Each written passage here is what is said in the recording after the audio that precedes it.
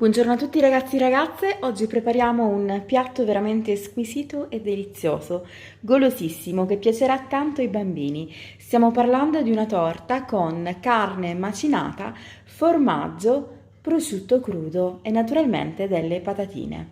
Un piatto unico che si prepara velocemente, ha una cottura in forno, però che non ci impegna tanto in cucina, quindi una ricetta molto veloce da realizzare e che piace davvero a tutti.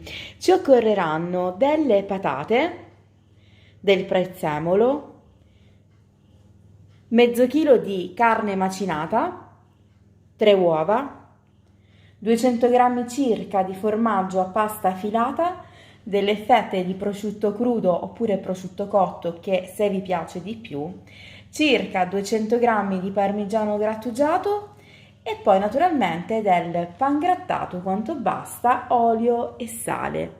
Cominciamo subito. Naturalmente la prima cosa da fare sarà lavare e pelare le nostre patate. Tagliamo il prezzemolo e poi prepariamo l'impasto.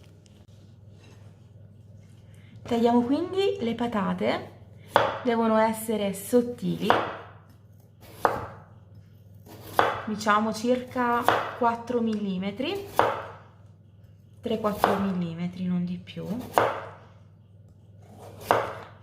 Dobbiamo fare in modo di avere sempre lo stesso spessore, naturalmente.